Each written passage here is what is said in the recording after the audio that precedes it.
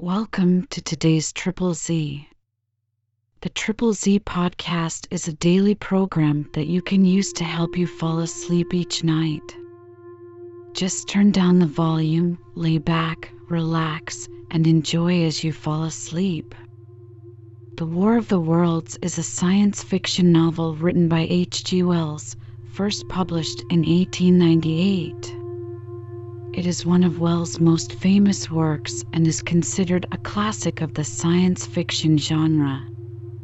The story is about an alien invasion of Earth by Martians, and it has been adapted into various forms of media over the years, including movies, radio broadcasts, and television shows. It is not only a thrilling science fiction adventure, but also a commentary on the vulnerability of human civilization and the dangers of unchecked technological advancement. It explores themes of survival, the unpredictability of the natural world, and the clash between different species.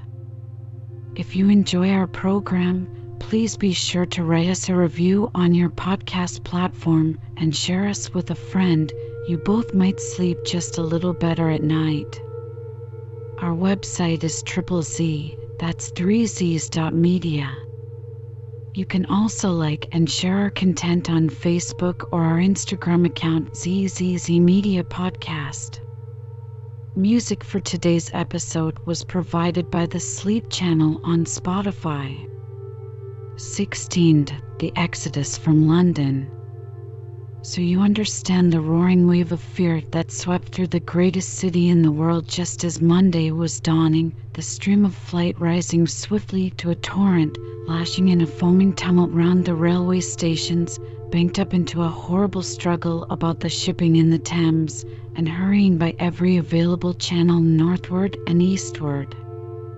By 10 o'clock the police organization, and by midday even the railway organizations, were losing coherency, losing shape and efficiency, guttering, softening, running at last in that swift liquefaction of the social body.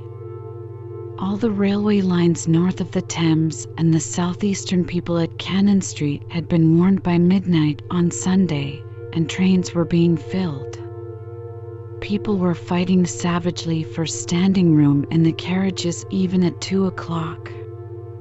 By 3, people were being trampled and crushed even in Bishopsgate Street, a couple of 100 yards or more from Liverpool Street Station. Revolvers were fired, people stabbed, and the policemen who had been sent to direct the traffic, exhausted and infuriated, were breaking the heads of the people they were called out to protect.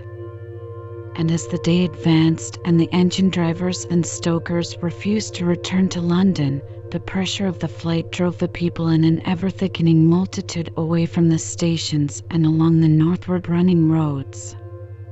By midday a Martian had been seen at Barnes, and a cloud of slowly sinking black vapor drove along the Thames and across the flats of Lambeth, cutting off all escape over the bridges in its sluggish advance. Another bank drove over Ealing and surrounded a little island of survivors on Castle Hill, alive, but unable to escape. After a fruitless struggle to get aboard a northwestern train at Chalk Farm, the engines of the trains that had loaded in the goods yard there plowed through shrieking people, and a dozen stalwart men fought to keep the crowd from crushing the driver against his furnace. My brother emerged upon the Chalk Farm road, dodged across through a hurrying swarm of vehicles, and had the luck to be foremost in the sack of a cycle shop.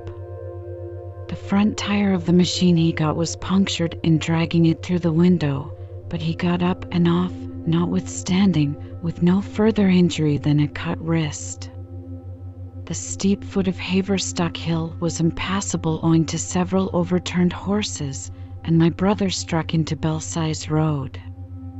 So he got out of the fury of the panic and, skirting the Edgware Road, reached Edgware about 7, fasting and wearied, but well ahead of the crowd. Along the road people were standing in the roadway, curious, wondering. He was passed by a number of cyclists, some horsemen, and 2 motor cars. A mile from Edgeware, the rim of the wheel broke, and the machine became unrideable. He left it by the roadside and trudged through the village.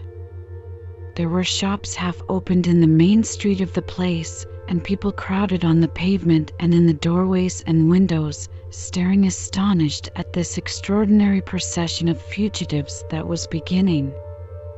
He succeeded in getting some food at an inn. For a time he remained in Edgeware, not knowing what next to do. The flying people increased in number.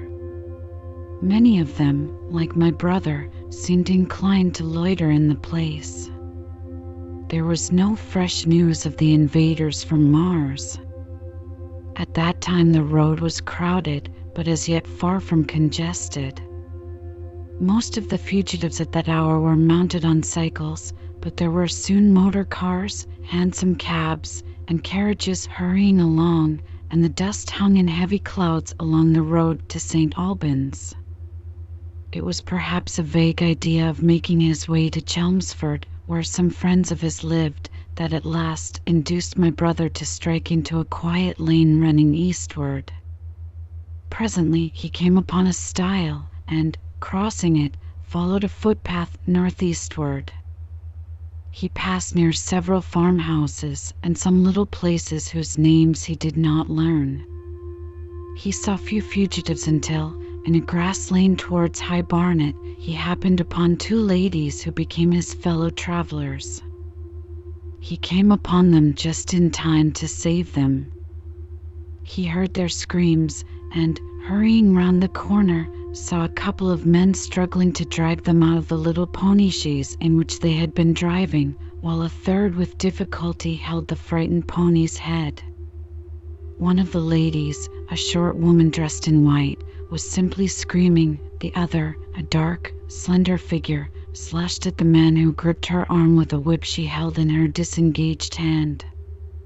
My brother immediately grasped the situation, shouted, and hurried towards the struggle. One of the men desisted and turned towards him, and my brother, realizing from his antagonist's face that a fight was unavoidable, and being an expert boxer, went into him forthwith and sent him down against the wheel of the chaise. It was no time for pugilistic chivalry, and my brother laid him quiet with a kick, and gripped the collar of the man who pulled at the slender lady's arm. He heard the clatter of hoofs, the whip stun across his face, a third antagonist struck him between the eyes, and the man he held wrenched himself free and made off down the lane in the direction from which he had come. Partly stunned, he found himself facing the man who had held the horse's head, and became aware of the chaise receding from him down the lane, swaying from side to side, and with the women in it looking back. The man before him, a burly rough, tried to close, and he stopped him with a blow in the face. Then, realizing that he was deserted, he dodged round and made off down the lane after the chaise, with the sturdy man close behind him, and the fugitive, who had turned now, following remotely. Suddenly he stumbled and fell. His immediate pursuer went headlong, and he rose to his feet to find himself with a couple of antagonists again. He would have had little chance against them had not the slender lady very pluckily pulled up and returned to his help. It seems she had had a revolver all this time, but it had been under the seat when she and her companion were attacked. She fired at 6 yards distance, narrowly missing my brother. The less courageous of the robbers made off, and his companion followed him, cursing his cowardice. They both stopped in sight down the lane, where the third man lay insensible. "Take this," said the slender lady, and she gave my brother her revolver. "Go back to the chaise," said my brother, wiping the blood from his split lip. She turned without a word. They were both panting, and they went back to where the lady in white struggled to hold back the frightened pony. The robbers had evidently had enough of it. When my brother looked again, they were retreating. "I'll sit here," said my brother, "if I may," and he got upon the empty front seat. The lady looked over her shoulder. "Give me the reins," she said, and laid the whip along the pony's side. In another moment, a bend in the road hid the three men from my brother's eyes. So, quite unexpectedly, my brother found himself panting, with a cut mouth, a bruised jaw, and blood-stained knuckles, driving along an unknown lane with these two women. He learned they were the wife and the younger sister of a surgeon living at Stanmore, who had come in the small hours from a dangerous case at Pinner and heard at some railway station on his way of the Martian advance. He had hurried home, roused the women. Their servant had left them 2 days before, packed some provisions, put his revolver under the seat, luckily for my brother, and told them to drive on to Edgware, with the idea of getting a train there. He stopped behind to tell the neighbors. He would overtake them, he said, at about 4:30 in the morning, and now it was nearly 9 and they had seen nothing of him. They could not stop in Edgware because of the growing traffic through the place, and so they had come into this side lane. That was the story they told my brother in fragments when presently they stopped again, nearer to New Barnet. He promised to stay with them, at least until they could determine what to do, or until the missing man arrived, and professed to be an expert shot with the revolver, a weapon strange to him, in order to give them confidence. They made a sort of encampment by the wayside, and the pony became happy in the hedge. He told them of his own escape out of London, and all that he knew of these Martians and their ways. The sun crept higher in the sky, and after a time their talk died out and gave place to an uneasy state of anticipation. Several wayfarers came along the lane, and of these my brother gathered such news as he could. Every broken answer he had deepened his impression of the great disaster that had come on humanity, deepened his persuasion of the immediate necessity for prosecuting this flight. He urged the matter upon them. "We have money," said the slender woman, and hesitated. Her eyes met my brother's, and her hesitation ended. "So have I," said my brother. She explained that they had as much as £30 in gold, besides a £5 note, and suggested that with that they might get upon a train at St. Albans or New Barnet. My brother thought that was hopeless, seeing the fury of the Londoners to crowd upon the trains, and broached his own idea of striking across Essex towards Harwich and thence escaping from the country altogether. Mrs. Elphinstone, that was the name of the woman in white, would listen to no reasoning, and kept calling upon George, but her sister-in-law was astonishingly quiet and deliberate, and at last agreed to my brother's suggestion. So, designing to cross the Great North Road, they went on towards Barnet, my brother leading the pony to save it as much as possible. As the sun crept up the sky, the day became excessively hot, and underfoot a thick, whitish sand grew burning and blinding, so that they travelled only very slowly. The hedges were grey with dust, and as they advanced towards Barnet, a tumultuous murmuring grew stronger. They began to meet more people. For the most part these were staring before them, murmuring indistinct questions, jaded, haggard, unclean. One man in evening dress passed them on foot, his eyes on the ground. They heard his voice, and, looking back at him, saw one hand clutched in his hair and the other beating invisible things. His paroxysm of rage over, he went on his way without once looking back. As my brother's party went on towards the crossroads to the south of Barnet, they saw a woman approaching the road across some fields on their left, carrying a child and with 2 other children, and then passed a man in dirty black, with a thick stick in one hand and a small portmanteau in the other. Then round the corner of the lane, from between the villas that guarded it at its confluence with the high road, came a little cart drawn by a sweating black pony and driven by a sallow youth in a bowler hat, grey with dust. There were 3 girls, East End factory girls, and a couple of little children crowded in the cart. "This'll take us round Edgware?" asked the driver, wild-eyed, white-faced, and when my brother told him it would if he turned to the left, he whipped up at once without the formality of thanks. My brother noticed a pale grey smoke or haze rising among the houses in front of them and veiling the white facade of a terrace beyond the road that appeared between the backs of the villas. Mrs. Elphinstone suddenly cried out at a number of tongues of smoky red flame leaping up above the houses in front of them against the hot, blue sky. The tumultuous noise resolved itself now into the disorderly mingling of many voices, the gride of many wheels, the creaking of wagons, and the staccato of hoofs. The lane came round sharply, not 50 yards from the crossroads. "Good heavens!" cried Mrs. Elphinstone. "What is this you are driving us into?" My brother stopped. For the main road was a boiling stream of people, a torrent of human beings rushing northward, one pressing on another.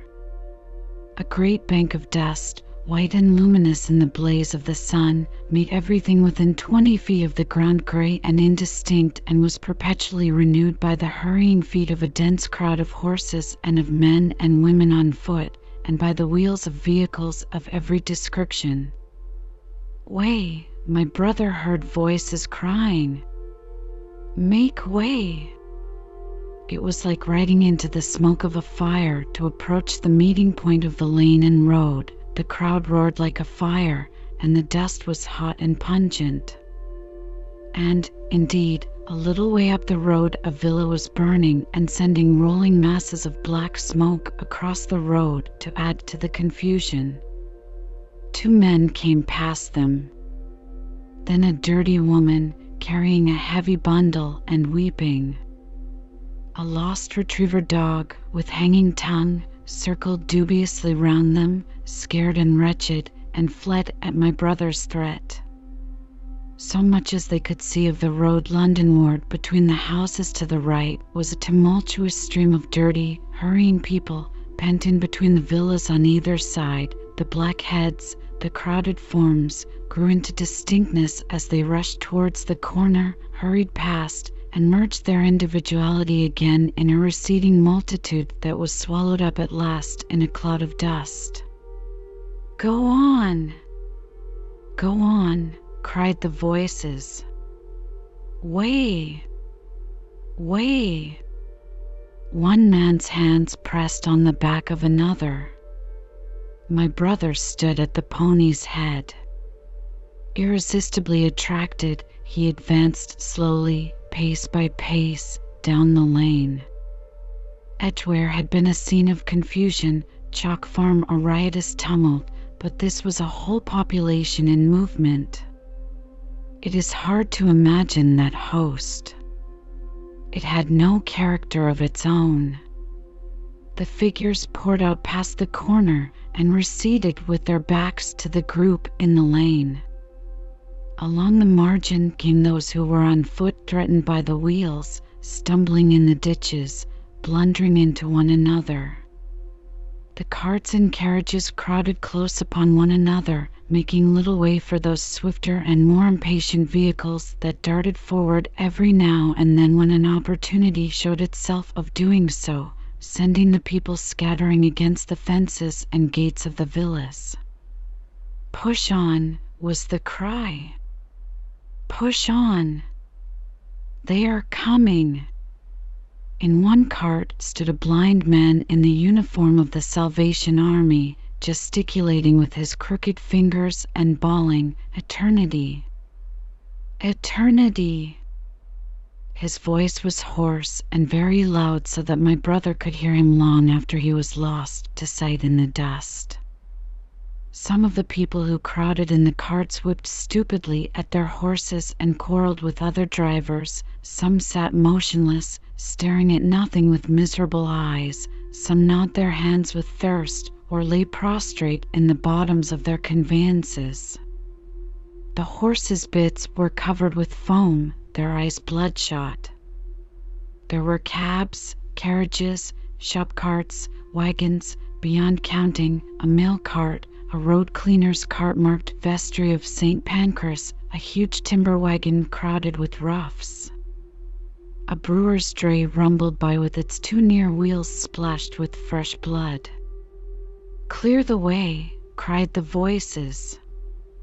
"Clear the way!" "Eternity! Eternity!" came echoing down the road. There were sad, haggard women tramping by, well-dressed, with children that cried and stumbled, their dainty clothes smothered in dust, their weary faces smeared with tears. With many of these came men, sometimes helpful, sometimes lowering and savage. Fighting side by side with them pushed some weary street outcast in faded black rags, wide-eyed, loud-voiced, and foul-mouthed.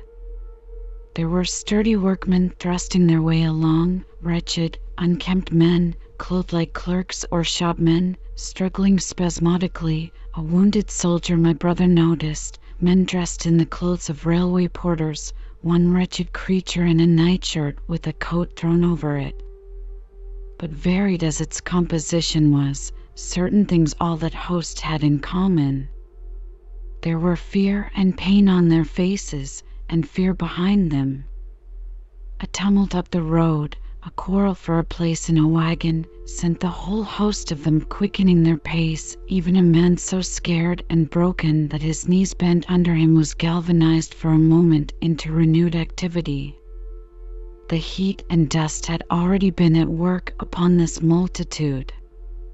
Their skins were dry, their lips black and cracked. They were all thirsty, weary, and footsore. And amid the various cries one heard disputes, reproaches, groans of weariness and fatigue. The voices of most of them were hoarse and weak. Through it all ran a refrain: "Way! Way! The Martians are coming!" Few stopped and came aside from that flood.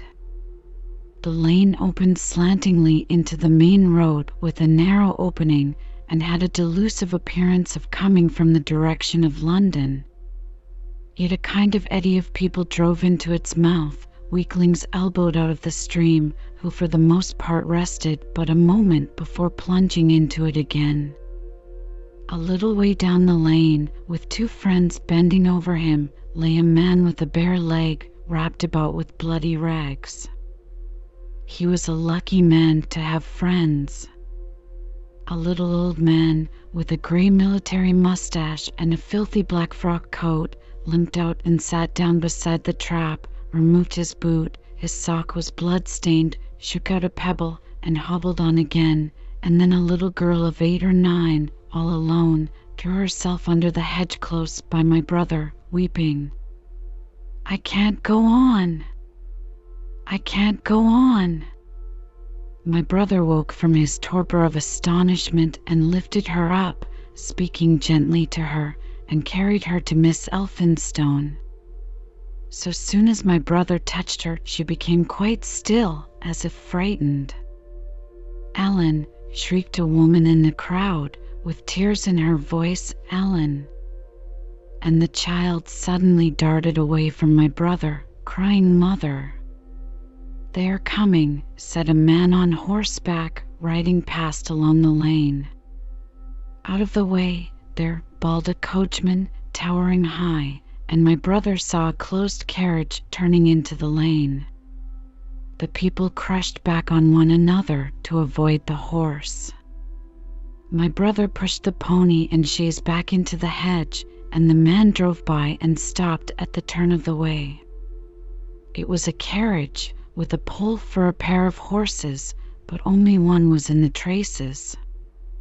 My brother saw dimly through the dust that two men lifted out something on a white stretcher and put it gently on the grass beneath the privet hedge. One of the men came running to my brother. "Where is there any water?" he said. "He is dying fast and very thirsty." "It is Lord Garrick." "Lord Garrick," said my brother, "the Chief Justice?" "The water?" he said. "There may be a tap," said my brother, "in some of the houses." "We have no water." "I dare not leave my people." The man pushed against the crowd towards the gate of the corner house. "Go on," said the people, thrusting at him. "They are coming. Go on." Then my brother's attention was distracted by a bearded, eagle-faced man lugging a small handbag, which split even as my brother's eyes rested on it and disgorged a mass of sovereigns that seemed to break up into separate coins as it struck the ground. They rolled hither and thither among the struggling feet of men and horses. The man stopped and looked stupidly at the heap, and the shaft of a cab struck his shoulder and sent him reeling. He gave a shriek and dodged back, and a cartwheel shaved him narrowly. "Way!" cried the men all about him. "Make way!" So soon as the cab had passed, he flung himself, with both hands open, upon the heap of coins, and began thrusting handfuls in his pocket. A horse rose close upon him, and in another moment, half rising, he had been borne down under the horse's hoofs. "Stop!" screamed my brother, and pushing a woman out of his way, tried to clutch the bit of the horse. Before he could get to it, he heard a scream under the wheels, and saw through the dust the rim passing over the poor wretch's back. The driver of the cart slashed his whip at my brother, who ran round behind the cart. The multitudinous shouting confused his ears. The man was writhing in the dust among his scattered money, unable to rise, for the wheel had broken his back, and his lower limbs lay limp and dead. My brother stood up and yelled at the next driver, and a man on a black horse came to his assistance. "Get him out of the road," said he, and, clutching the man's collar with his free hand, my brother lugged him sideways. But he still clutched after his money and regarded my brother fiercely, hammering at his arm with a handful of gold. "Go on! Go on!" shouted angry voices behind. "Way! Way!" There was a smash as the pole of a carriage crashed into the cart that the man on horseback stopped.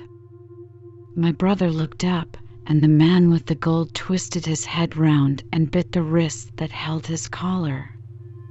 There was a concussion, and the black horse came staggering sideways, and the cart horse pushed beside it. A hoof missed my brother's foot by a hair's breadth. He released his grip on the fallen man and jumped back. He saw anger change to terror on the face of the poor wretch on the ground, and in a moment he was hidden, and my brother was borne backward and carried past the entrance of the lane, and had to fight hard in the torrent to recover it. He saw Miss Elphinstone covering her eyes, and a little child, with all a child's want of sympathetic imagination, staring with dilated eyes at a dusty something that lay black and still, ground and crushed under the rolling wheels. "Let us go back," he shouted, and began turning the pony round. "We cannot cross this hell," he said, and they went back 100 yards the way they had come, until the fighting crowd was hidden. As they passed the bend in the lane, my brother saw the face of the dying man in the ditch under the privet, deadly white and drawn, and shining with perspiration. The two women sat silent, crouching in their seat and shivering. Then beyond the bend, my brother stopped again. Miss Elphinstone was white and pale, and her sister-in-law sat weeping, too wretched even to call upon George. My brother was horrified and perplexed. So soon as they had retreated, he realized how urgent and unavoidable it was to attempt this crossing. He turned to Miss Elphinstone, suddenly resolute. "We must go that way," he said, and led the pony round again. For the second time that day this girl proved her quality. To force their way into the torrent of people, my brother plunged into the traffic and held back a cab horse, while she drove the pony across its head. A wagon locked wheels for a moment and ripped a long splinter from the chaise. In another moment they were caught and swept forward by the stream. My brother, with the cabman's whip marks red across his face and hands, scrambled into the chaise and took the reins from her. "Point the revolver at the man behind," he said, giving it to her, "if he presses us too hard." "No, point it at his horse." Then he began to look out for a chance of edging to the right across the road. But once in the stream he seemed to lose volition, to become a part of that dusty route. They swept through Chipping Barnet with the torrent. They were nearly a mile beyond the center of the town before they had fought across to the opposite side of the way. It was din and confusion indescribable, but in and beyond the town the road forks repeatedly, and this to some extent relieved the stress. They struck eastward through Hadley, and there on either side of the road, and at another place farther on they came upon a great multitude of people drinking at the stream, some fighting to come at the water. And farther on, from a lull near East Barnet, they saw two trains running slowly one after the other without signal or order, trains swarming with people, with men even among the coals behind the engines, going northward along the Great Northern Railway. My brother supposes they must have filled outside London, for at that time the furious terror of the people had rendered the central termini impossible. Near this place they halted for the rest of the afternoon, for the violence of the day had already utterly exhausted all three of them. They began to suffer the beginnings of hunger. The night was cold, and none of them dared to sleep. And in the evening many people came hurrying along the road nearby their stopping place, fleeing from unknown dangers before them and going in the direction from which my brother had come.